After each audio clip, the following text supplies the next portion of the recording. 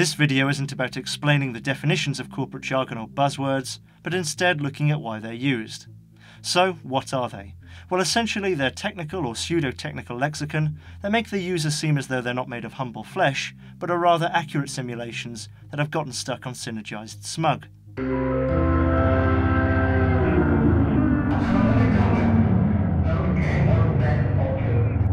Now, in my opinion, there is a critical difference between jargon and buzzwords. Most online sources that I looked up seem to put them together, but jargon is technical and jargon is present in every industry. Jargon is present in sports. Buzzwords are much more exclusive to business speak and are really words or phrases that have been replaced with something sounding more technical, or acronyms.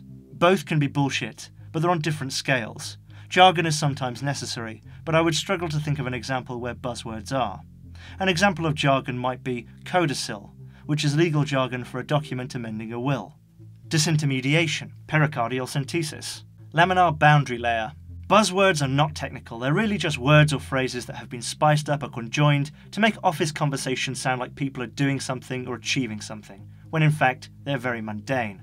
Thanks for joining me today, everyone. I think we're going to have more confabs or touch base more often if we're going to get the ladder up and disrupting the place in our product's bio. Alan, I want you to action making our product scalable on any platform by the end of the day. Condoleezza, thanks for bringing that problem up. It's on my radar. You need to take a thought shower with Jamiroquai. Thanks for opening the kimono on that. Barry's been working super nuts and he says that our product is the Facebook of whatever our product is. Cacophony, make sure synergy is kept under the radar or the proles will pen down strike. We need to piggyback off the Christmas vibe, even though it is May. Bo, take that out of your mouth. This sort of thing came from management theories from the 50s and 60s. The word synergy, which I don't think I've ever heard used sincerely, came from Robert Cattell, who repurposed it. It was originally a Protestant word, which meant the combination of human will and divine will. Whilst jargon has evolved depending very much on the industry it's attached to, buzzwords came about because of business and management academia 50 or 60 years ago. If you're really interested in why corporate management is the way it is now, and why they use buzzwords so much, start by looking at Peter Drucker. There are many reasons corporate jargon and buzzwords exist, but there are three things that they do. Firstly, it can be easier. Saying DNA is a lot easier than saying deoxyribonucleic DNA. Secondly, exclusivity.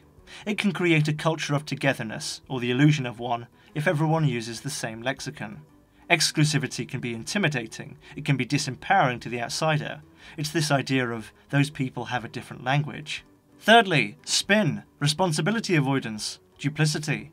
That's an acronym. Speaking personally in utopian reductive emotive specialized phrases, or newspeak in brand, in literally intensely tediously yelled acronyms via office intercom data analytics, negating complicity energies despite upselling profit logistic interfaces, citing industrial talent. Yes.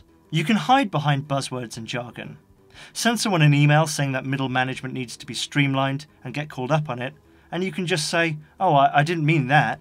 I meant layoffs. No, tech upgrades, making them more efficient, aerodynamics. More recently, different words have entered the corporate lexicon. Emotive ones. What's your passion? Oh, my passion's people, that's why I'm in HR. I've saved hundreds of lives, I'm basically a therapist. Oh, my passion, I'm a compulsive liar, that's why I'm in crisis management PR. I just love never-endingly going through email clients correcting port numbers. Oh, I knew when I was 12 I just had to enter payroll. Over the last 50 years, the attitude has changed from supervising people to bringing them into the family. It's a nice idea, it's better than whipping people, but I think without the implementers even realizing it, it's entirely insidious. Corporate language has evolved to make a culture. Learn all these terms and all this slang, because this isn't just about money, this is your life. Working in Deutsch, the culture is completely different than working elsewhere. There's a massive focus on people. Nike is a unique culture.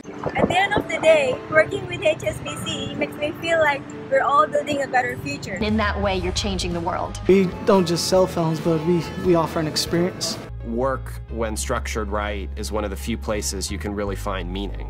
And I think what Apple gives the employees is the opportunity to be part of something really meaningful. Coming to work is not just about the work, it's about the people that you actually, engage with. It's about your family, it's about, being inclusive. This isn't just a job, it's a passion. I accidentally stumbled on the Netflix careers page the other day, and they have this whole spiel about how they only want the best people, only the very best need apply.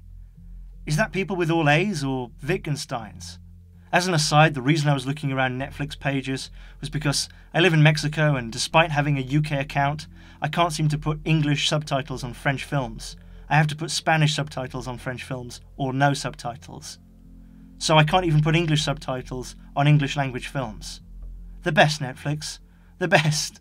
This job has 10 bullet points, and they use the word dynamic in 5 of them. Flexibility and comfort working in a dynamic organisation with minimal documentation and process. Sounds like anarchy. I think as shudder-inducing as corporate jargon and buzzwords are, and as much as they're about influencing how workers think, I respect that so much more than the type of person who has a business or is an integral part of a business, who makes some sort of promotional video where they say, "Oh hi, thanks for joining me, let me tell you about my product. I'm not a businessman." Yeah, you are. You might be wearing the same glasses as my mum, but we both know that you've been spending 60 hours a week for the last 5 years building your business. You're a business person. There's nothing wrong with that. You might think you're an artist because your product is kooky. You might actually be an artist if this in fact isn't a ploy so cynical you don't even realise it yourself, but you're still a business person too. In terms of language and culture, it's from one extreme to the other. It's from pinstripe suits and buzzwords to someone saying, "Oh no, I'm not a businessman, I just employ 50 people." It's like saying, "I'm not a politician. I'm not a second-hand car salesman. I'm just selling second-hand cars at the weekend because I love selling cars to decent people. I'm not even making a profit on this. You can trust me." I'm not evil. Sign the treaty. The reason I bring this up, as well as Netflix's search for the next Da Vinci, as well as Timon, is because now we're seeing a rejection of corporate language, which on paper is good, but I think in many ways is more slimy. I think there's a real dishonesty in businesses large and small that do the whole pally thing of, "Oh yeah, do you want to look at the specs? Oh yeah, geeky stuff. Hey, do you want to just sign this? This is just boring law stuff, yeah. Hey, we're just like you." Corporations are people, my friend. I'd much prefer businesses just to be straight to the point with no emotion at all. "This is our product. It does this. Do you want it? Do you want it, sir? Do you? Which one's more creepy?" I'd love to know what you guys think about this, especially what you guys think about businesses being super friendly. As ever, thank you for joining me. Please like, comment and subscribe. And next time I will be discussing some of the most low-hanging and poisonous fruit on the internet. BuzzFeed. Yay. So I'll see you next time. And remember, YouTube is your friend and will always be there for you.